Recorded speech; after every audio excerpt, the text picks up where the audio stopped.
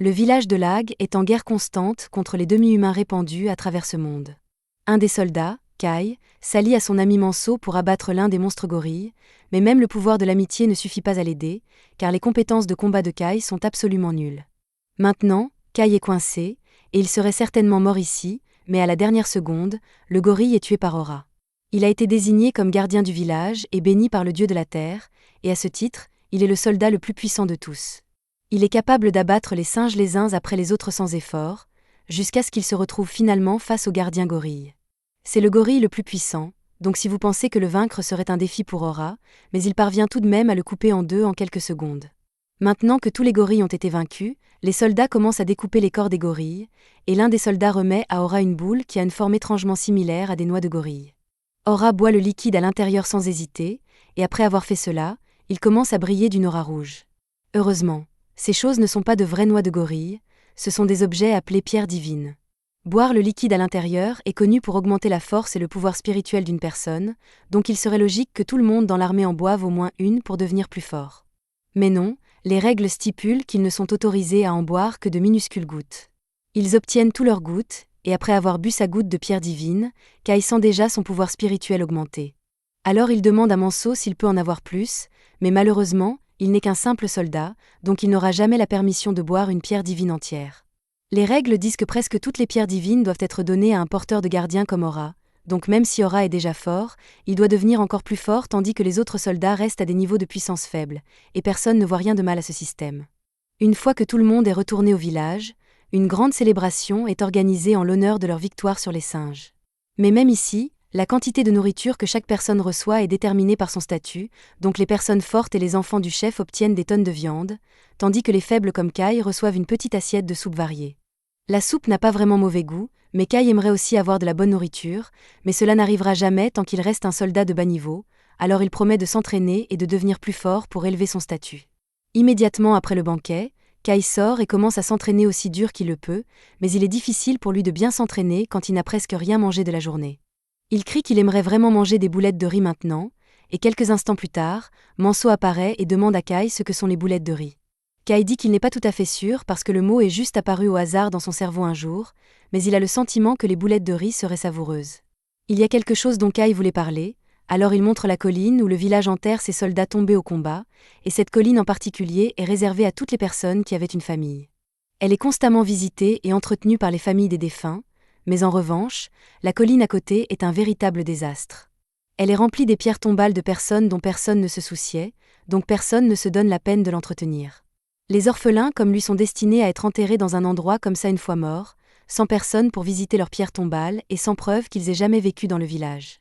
C'est pourquoi Kai veut devenir plus fort et survivre assez longtemps pour vivre une vie significative. Et pour cela, il n'a d'autre choix que de manger ses petites portions de nourriture et de s'entraîner plus dur que quiconque. Mais même cela ne suffirait pas à assurer sa survie, il aurait besoin d'une sorte de capacité spéciale pour lui donner un avantage sur le champ de bataille, mais il ne sait pas ce qu'il pourrait utiliser. Au même moment, dans le château, Aura et sa sœur José se rendent dans la chambre de leur père. Aura dit à José qu'elle n'a pas besoin de se préoccuper des rapports de guerre parce qu'on ne s'attend pas à ce qu'elle se batte comme Aura. Malgré cela, elle lui dit qu'elle veut aussi défendre le village, mais Aura la rejette et dit qu'une fille de la famille du chef n'a pas besoin d'apprendre à se battre, et peu importe à quel point elle supplie, il ne l'autorisera pas. José trouve injuste qu'elle ne puisse pas se battre juste parce qu'elle est une fille.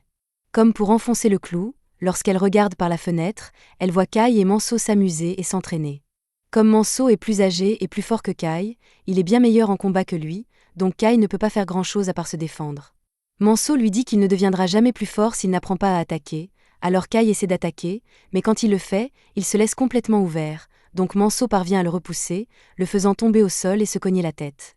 En conséquence, Kai subit une grave commotion cérébrale, et il commence à voir des souvenirs de sa vie passée au Japon lui revenir en mémoire, et tandis que son esprit parcourt ses souvenirs, il se souvient distinctement du mot « magie ». Cependant, quand il reprend finalement conscience, il ne sait pas ce que signifie la magie parce que ce mot n'existe pas dans ce monde. Ce n'est pas la première fois que Kai voit des souvenirs inconnus, et apparemment, dans ce monde, il y a beaucoup de gens qui voient des visions similaires, mais Kai ne pense pas que cela vaille la peine d'en parler à qui que ce soit. Certes, les souvenirs lui ont appris des choses comme les boulettes de riz et la magie, mais cette information est inutile pour lui ici, d'autant plus que la magie n'était qu'un conte de fées au Japon de toute façon. Mais s'il pouvait d'une manière ou d'une autre utiliser la magie, il pourrait se montrer lors de leur prochaine bataille, et cela augmenterait certainement son statut. Pendant ce temps, dans le château, le chef vient de recevoir une lettre d'un des villages voisins, et il semble que l'autre village soit attaqué par des orques. Donc, conformément à l'accord d'alliance entre les deux villages, les gens de Binya sont tenus d'aller aider dès que possible. Le chef n'aime pas le fait qu'ils doivent envoyer les soldats au combat à nouveau, alors qu'ils ont à peine eu le temps de se reposer et de récupérer après la bataille contre les singes. Mais Zora lui dit que c'est le devoir d'un soldat d'être déployé et de mourir pour le village, donc ils n'ont pas le droit de se plaindre. Cependant, le chef lui rappelle que les soldats font aussi partie du village, donc il ne devrait pas les traiter comme des pions jetables. De retour dans la caserne, Kai a du mal à dormir parce qu'il ne peut pas chasser l'idée de la magie de son esprit. Manso sent que quelque chose le tracasse, alors il lui demande ce qui ne va pas. Kai lui dit que ce n'est pas grave, mais qu'il a rêvé de pouvoir créer du feu à partir de rien, aussi étrange que cela puisse paraître. Il s'attendait à ce que Manso lui dise qu'il a l'air stupide, mais étonnamment, Manso dit avoir déjà entendu parler de quelque chose de similaire. On lui a raconté une fois l'histoire d'un voyageur étrange qui est venu au village. L'homme voulait allumer un feu mais n'avait pas d'amadou sur lui, et normalement, il serait impossible de faire un feu sans équipement, mais l'homme a simplement levé son doigt et a créé une flamme à partir de rien. Kai est surpris d'entendre qu'il y a en fait un récit de quelqu'un utilisant la magie, mais Manso lui rappelle qu'il ne l'a entendu que dans une vieille histoire, donc il n'y a aucune garantie que ce soit vrai. Malgré cela, entendre cette histoire a motivé Kai à essayer d'apprendre à utiliser la magie, alors le lendemain, il sort et trouve un endroit isolé pour commencer à s'entraîner. Il ne sait toujours pas comment fonctionne la magie, mais d'après ce dont il se souvient, la magie nécessite une sorte d'énergie mystérieuse, et la chose la plus proche à laquelle Kai peut penser serait l'énergie spirituelle, alors il essaie de l'utiliser. Il tend son doigt et ordonne à son énergie spirituelle de sortir sous forme de feu, mais ce n'est pas si facile. Il réalise qu'il doit probablement rassembler son énergie spirituelle, alors il commence à essayer de la faire circuler à travers ses pierres divines, mais rien ne se passe, peu importe ses efforts. Pendant ce temps, des orques ont été repérés juste à l'extérieur du village voisin, et ils ont déjà tué une douzaine de soldats, donc les autres soldats se rassemblent pour riposter. Les soldats attendent à l'extérieur de la forêt pour voir si les orques sont toujours là, et dès qu'ils les repèrent, ils chargent. Les orques commencent aussi à attaquer, mais Manso parvient à en poignarder un à travers le cœur immédiatement. Kai décide de se précipiter en avant pour obtenir une victime aussi, mais alors l'un des orques lui lance un cadavre, et cela coince Kai contre un arbre. L'orque s'approche alors de lui, et il est sur le point de tuer Kai, mais avant qu'il ne le fasse, il est touché par plusieurs flèches et achevé par Manso. Manso crie sur Kai pour avoir couru en avant tout seul et lui dit de retourner dans la formation, mais il semble que Kai se soit blessé à la jambe quand il a été touché, donc il ne peut plus marcher tout seul. Pendant ce temps, Ora décime les orques, et une fois qu'il réalise qu'il est bien trop fort pour eux, ils commencent tous à battre en retraite, et Ora refuse de les laisser s'échapper, donc il abandonne tous les autres soldats et poursuit les orques. Cela laisse les autres soldats se débrouiller avec les orques restants, et vu la difficulté qu'ils ont à combattre les orques seuls, les soldats sont cuits. Le chef d'escouade ordonne à tous les soldats de courir et de se disperser pour que la plupart d'entre eux puissent survivre, mais avec la jambe blessée de Kai, lui et Manso n'ont aucune chance d'échapper à l'orque. Kai ne veut pas entraîner son ami dans sa chute, alors il arrête Manso et lui dit de partir sans lui.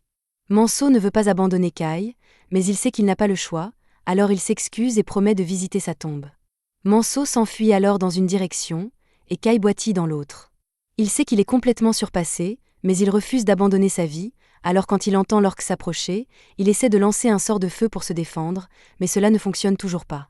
Quelques instants plus tard, l'orque lance sa lame sur Kai, et elle frappe son épaule, le blessant gravement. Mais du bon côté, cette expérience de mort imminente fait jaillir des étincelles des doigts de Kai, donc peut-être qu'il peut vraiment utiliser la magie. Mais il pourrait ne pas vivre assez longtemps pour le découvrir, parce que l'orque sort des buissons et commence à l'étrangler.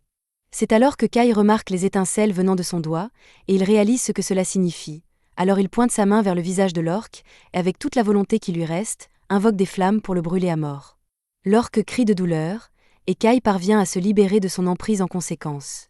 L'orque finit par s'effondrer à cause de tous les dégâts subis, et Kai est fier d'avoir enfin vaincu un monstre par lui-même, mais il y a un problème. Sa main est toujours en feu. Il commence à essayer frénétiquement d'éteindre les flammes, mais quelques instants plus tard, il commence à s'évanouir parce que le feu utilise toute son énergie spirituelle. S'il ne l'arrête pas bientôt, il va mourir d'épuisement d'énergie spirituelle, donc il doit trouver une solution rapidement. Tout ce qu'il a à faire, c'est imaginer son énergie spirituelle comme un barrage qu'il a ouvert quand il a utilisé la magie de feu. Donc, pour arrêter le feu, il doit juste rester calme et fermer le barrage, mais c'est vraiment difficile pour lui de rester calme parce que l'orque est toujours en vie et s'approche de lui. Kai parvient finalement à arrêter le flux de son énergie spirituelle, mais l'orque est déjà arrivé à lui et peut encore à peine bouger, donc il le ramasse et commence à marcher. Cependant, il ne l'a pas encore tué, donc Kai comprend que l'orque doit être aveuglé par tout le feu qu'il a reçu en pleine face, et il ne réalise pas que Kai est toujours en vie. Kai ne veut pas mourir, mais il sait qu'il n'a aucune chance de survivre dans l'état actuel de son corps, donc il veut au moins emmener l'orque avec lui. Alors que l'orque marche près d'une falaise, Kai lui tranche la poitrine, et tous les deux tombent dans la rivière en contrebas. C'était la fin de l'épisode 1. Abonnez-vous pour ne pas manquer le prochain.